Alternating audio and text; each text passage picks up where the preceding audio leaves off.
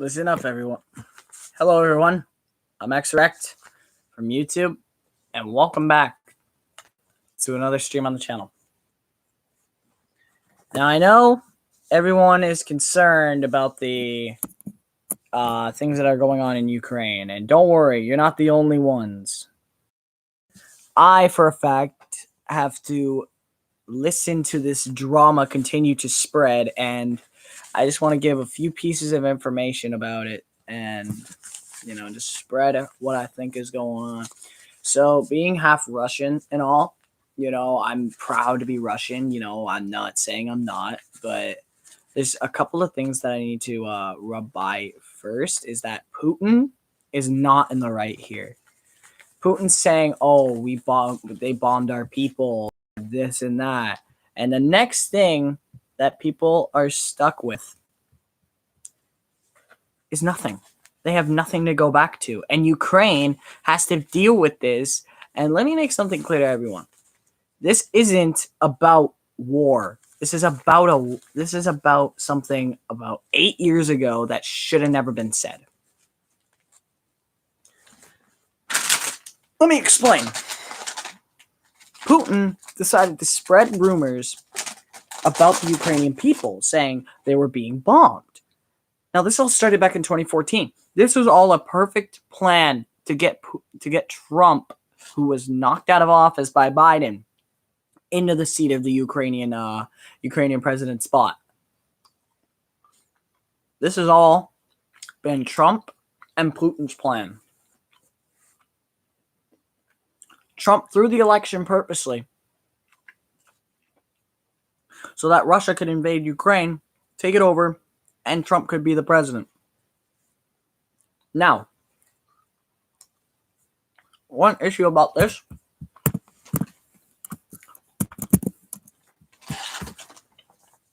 is that no one agrees with it.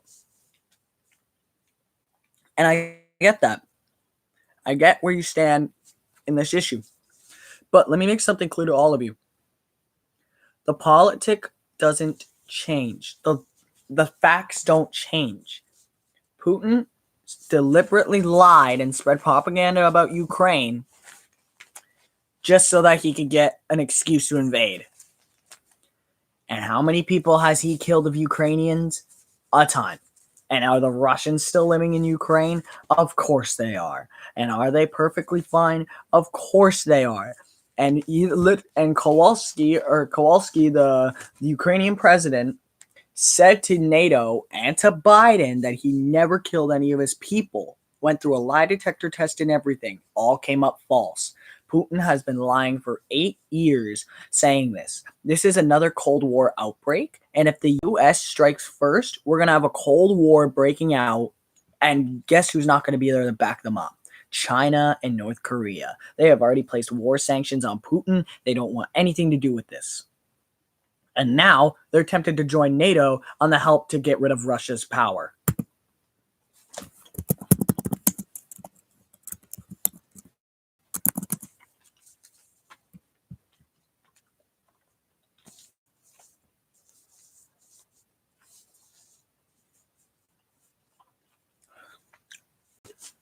I think we can all agree as human beings, if we could kill Putin right now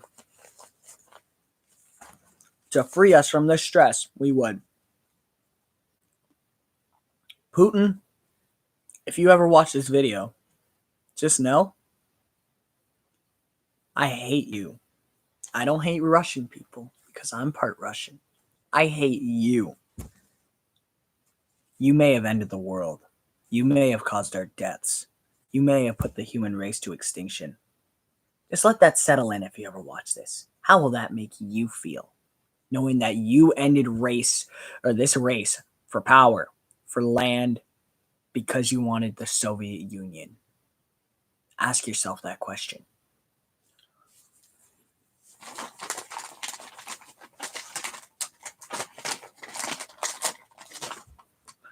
Politicians aren't born. They're made. Putin is not a politician. Putin is a selfish piece of shit who doesn't care about anybody but himself.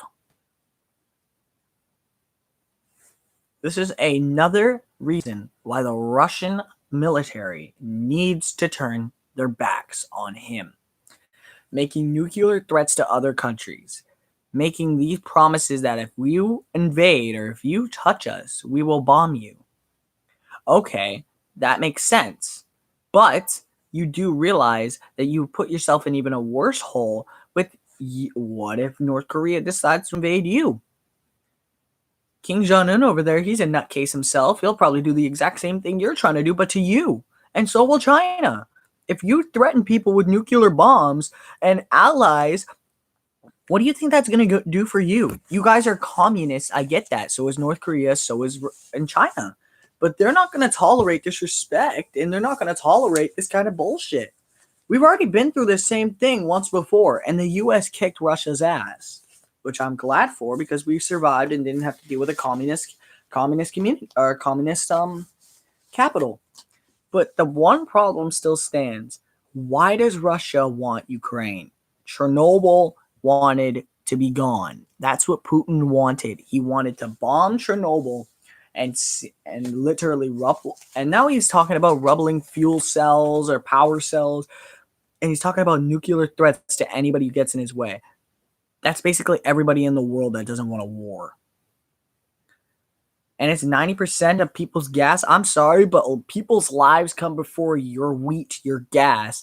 If you can't drive, walk. Your country isn't that big, Germany.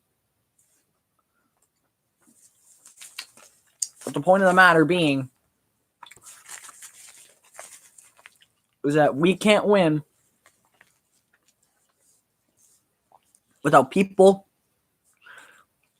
like Trump getting in the way, like Putin.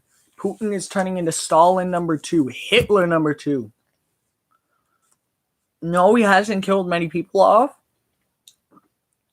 You're right. I know I'm going to get flamed in the comments saying don't compare him to Hitler. But he is 100%, and I mean 100% like Hitler for trying to invade other countries. Just look at him invade Poland. Look at him invade France. Great Britain at one point. Look what he's doing to Ukraine. Look what he might do to Poland. Look what he might do to Europe. Look what he might do to the rest of the world.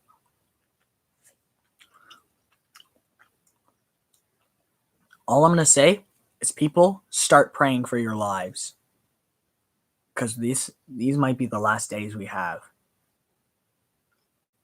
If this doesn't get solved soon, it's going to turn into war. So you better hide yourselves. Better pray for your lives that it doesn't turn into war, because I'm doing the same right now. All right?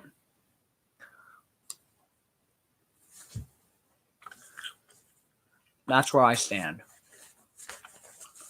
Putin, the nutcase, invades Poland, set it up. The U.S. invades, we all die. They want a Cold War. This is a Cold War rematch. He's calling out Biden. Biden has responded. And Biden is foreseeing the future that we are destined to fall into. If this doesn't turn out the way we want it to, then we're all going to die. This has been XRECT, and thank you for joining the stream.